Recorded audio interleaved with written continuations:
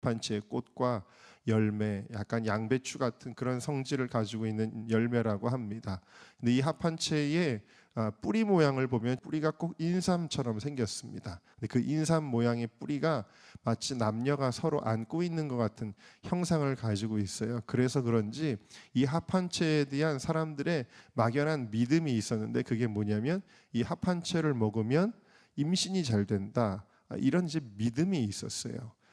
그래서 이 합한채가 귀한 것인데, 마치 여러분 길을 가다가 길에는 없겠군요. 산행을 하다가 등산을 하다가 인삼을 발견하면 너무 기뻐가지고 예를 들어서 뭐 아들이 발견했다. 그럼 뭐 부모님에게 막 가져올 거 아니에요. 아버지 이거 인삼 적혔어요. 이거 드셔보세요. 막 이럴 거 아니에요. 그러니까 아들 르우벤이, 첫 번째 아들이잖아요. 르우벤이 이 합한채를 발견을 한 거예요. 근데 이 합한채를 들고 이제 어머니에게로 가져간 거죠. 어머니였던 레아에게 가져간 거예요. 자, 그런데 이거를 누가 봤냐면 라헬이 봤습니다. 그래서 야, 언니가 아기를 쑥쑥 잘 낳는데 저거는 저 합한채 때문인가 보다. 저 아들이 매번 언니한테 합한채를 갖다 주나 보다. 이렇게 이제 생각을 했습니다. 그래가지고 별로 사이가 좋지 않음에도 불구하고 언니의 아들인 르우벤한테 그 합한채 내놔, 이렇게 한 겁니다. 이런 상황 가운데서 이제 두 언니와 동생이 또 이제 말싸움을 벌이게 되고, 그 과정에서 좋아, 그럼 언니 그 합한채를 내가 갖는 대신에 오늘 밤에는 언니가 야곱이랑 잠자리를 가져, 뭐 이런 정말 말도 안 되는 이야기들이 이제 나오죠. 이런 상황 통해서 이 라헬은 뭘 갖게 되냐면 드디어 합한채를 갖는 거예요. 이 합한채를 가질 때 이 라헬의 마음이 뭐냐면, 저 합한채만 있으면 난 될 거야. 저 합한채만 있으면 내 인생 풀릴 거야. 저 합한채만 있으면 나도 아이를 낳고 내 인생이 피게 될 거야, 라는 그러한 마음이었다라는 것이죠. 그래서 이 합한채는 오늘날 우리로 치면은 나 이것만 있으면 내 인생이 해결될 거야. 나 이것만 있으면 나 행복하게 될 거야. 나 이것만 있으면 너무 좋을 것 같아 하는 바로 그것의 상징이에요. 그래서 이 합한채를 통해서 우리가 은혜를 나누고자 하는데, 말씀의 제목을 먼저 함께 따라 하시겠습니다. 합한채를 버리고 하나님만 예배하라. 네, 자, 그래서 합한채를 드디어 라헬이 차지했어요. 그리고 정말 그것을 통해서 라헬이 원하는 게 이루어지고 행복해졌을까요? 되게 우스운 거는 뭐냐면요, 이 합한채를 먹은 거는 라헬일 텐데 합한채를 양보한 거는 레아인데, 그 다음에 바로 어떻게 됐냐면 라헬이 오히려 아이를 더 쑥쑥 낳게 돼요. 그래서 레아는 이미 4명의 아들을 낳았는데, 거기다가 또 이사갈, 납달리, 거기다가 딸 디나까지 그렇게 아이를 쑥쑥 낳게 됩니다. 이 합한채를 받은 라헬은 오히려 3년이나 지나서 드디어 첫 번째 아이를 낳게 되는데, 이것은 합한채의 효능으로 낳은 게 아니에요. 성경은 뭐라고 기록하고 있냐면, 하나님께서 라헬을 생각하신지라, 그 라헬을 불쌍하게 여기셔서 하나님이 그의 소원을 들으시고 그의 태를 여셨으므로. 그러니까 성경은 분명히 뭘 이야기하는 거예요? 합한채의 효능이라는 거예요? 아니에요.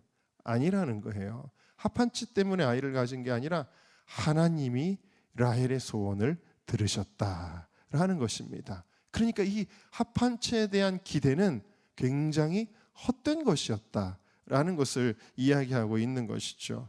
여러분의 가정에 혹은 여러분의 삶에 이것만 있으면 행복할 거야 라고 생각하는 것은 무엇인가요? 그게 분명히 있잖아요. 사람의 여러분 욕심은 끝이 없어요. 분명히 처음에는 레아도 마찬가지고 나중에 라헬도 마찬가지인데, 아이를 하나 낳으면 그럼 나는 행복해질 거야 라고 생각했어요. 이 아이를 낳는 것도 합한채와 똑같은 거예요. 그래서 아이를 낳으면 행복해질 거야, 근데 하나를 낳았는데도 안 돼요. 둘을 낳았는데 안 돼요. 계속 하나만 더 낳으면 내가 행복해질 거야, 하나만 더 나오면 행복해질 거야. 그러면서 얼마나 많이 낳냐면, 레아는 아까도 말씀드린 넷을 낳고 그 이후에 또 낳고, 라헬도 나중에 둘을 낳고, 그걸로도 안 되면 비라를 통해서 또 낳고, 실바를 통해서 또 낳고, 또 계속해서 경쟁을 벌이죠. 아이 낳는 경쟁을 막 벌이게 되는 거예요. 자, 이와 같이 이런 경쟁을 벌이는 건 뭐냐면 헛된 합한채의 마음들을 가지고 있었다. 마지막에 이 라헬이 두 번째 아들을 낳을 때 그 이름을 뭐라 그랬냐면 요셉이라고 했는데, 여러분 요셉은 굉장히 축복의 사람으로 우리가 알고 있는데, 이 요셉의 이름의 뜻이 뭐냐면 여호와는 다른 아들을 내게 더하시기를 원하노라. 그러니까 만족이 없어요.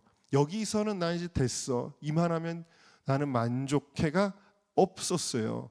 하나를 더 주실 거야 라고 그렇게 라헬이 그렇게 아들의 이름을 지었어요. 근데 이것이 라헬의 행복을 보장하는 것이 아니었고, 남편의 사랑조차 라헬의 행복을 보장하는 것이 없었습니다. 아이를 계속 낳는 것이 만족을 주지 못했습니다. 근데 정말 이 이름대로 라헬이 나중에 창세기 35장에 가면은 아이를 하나를 더 낳죠.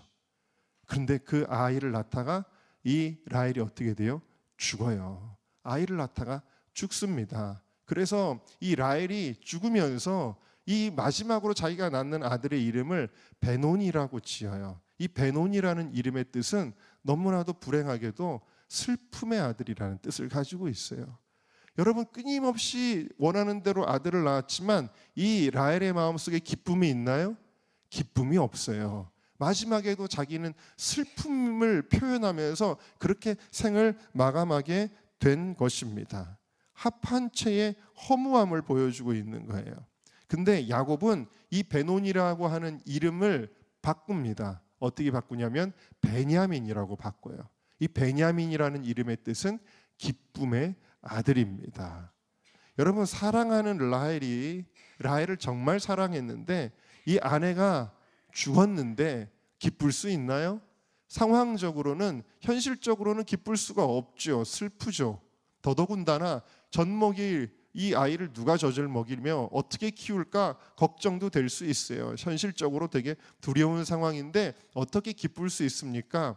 그러나 이때 성숙한 야곱은 기쁨이, 이게 만약에 조건에서 현실에서 오는 거라면 기쁨이라는 이름을 지을 수 없었겠지만, 이제 야곱은 고백하는 거예요. 어떤 상황 속에서도 하나님이 기쁨의 근원이시기 때문에 기쁨의 아들이라는 이름을 붙일 수 있게 된 것입니다. 여러분, 우리의 만족은 오직 예수님밖에는 없는 줄로 믿습니다. 이 레아도 마찬가지로 이런 과정을 겪는데, 레아도 나 아들만 있으면 행복할 거야, 아들만 있으면 남편의 사랑을 받을 거야, 남편의 사랑만 받으면 나는 행복할 거야, 거기에 대하여 끊임없이 합한채의 마음을 가지고 있었죠. 첫 번째 아들을 낳았을 때 그래서 너무 좋았어요. 드디어 아들을 낳았어. 근데도 행복하지 않아요? 그 다음에 시몬을 낳았어요. 하나님이 내 기도를 들으셨어. 그런데 그걸로도 행복하지 않아요. 레위를 낳았어. 이제는 내가 남편하고 연합하게 될 거야. 그래도 행복하지 않아요. 근데 이런 과정을 겪다가 네 번째 아들을 낳을 때 이 네 번째 아들의 이름은 유다라고 짓는데, 그때 뭐라고 고백하냐면 내가 이제는 여호와를 찬송하리로다. 기쁨의 이유가 어떤 조건, 내가 이것만 있으면 될 거야 하는 그것이 이루어지는 게 기쁨의 이유가 아니라 바로 하나님이 나의 기쁨의 이유가 되어짐을 고백하게 된 것입니다. 그러니까 남편의 사랑이나 아들 낳는 것으로 인한 만족이 아니라 자신을 이와 같이 사랑해 주시고 불쌍히 여기시는 하나님으로 인하여 기뻐하게 된 것입니다.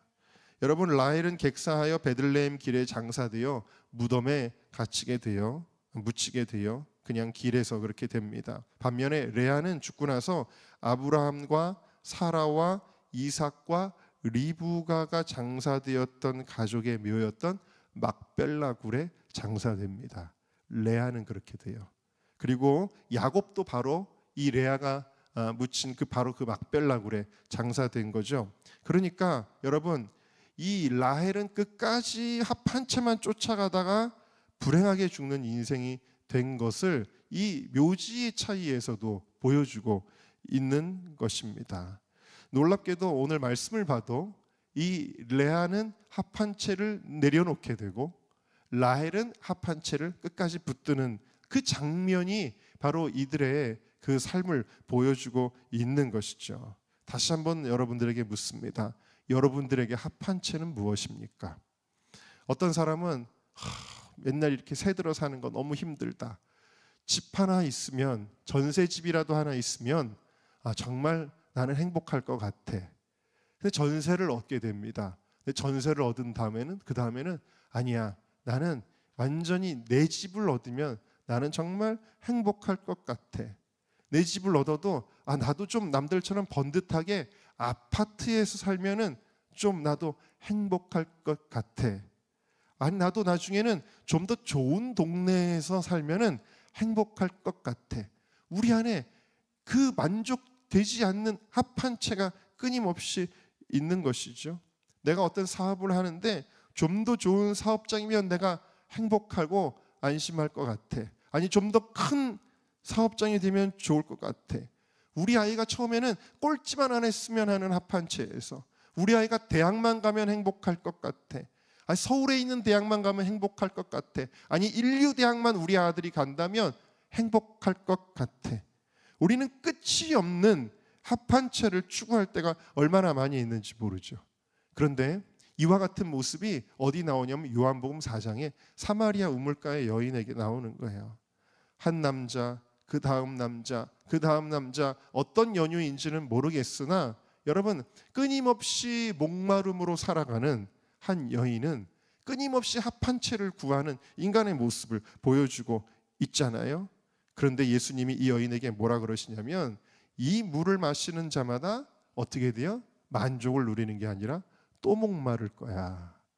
합한 채를 구하는 사람은 또 목마르게 되어 있다라는 거예요.